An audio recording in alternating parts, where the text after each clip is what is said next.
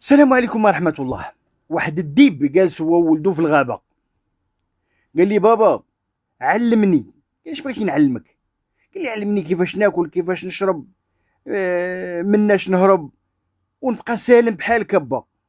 قال لي ما كاين مشكل ولدي، طلبتي علم موجود. تعال ولدي، الدرس الاول غنبداو اليوم. دال واحد المرعى في واحد القطعة ديال الغنم. قال لي يا ولدي هادي الحما بنين، ولكن لا سلمتي من داك الراعي. قال لي مالو با؟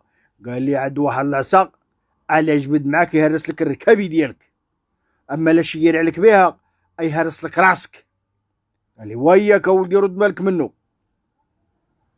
وشوف هذاك الديب الصغير شاف واحد الكلب، قال لي با هذا كيشبه لينا.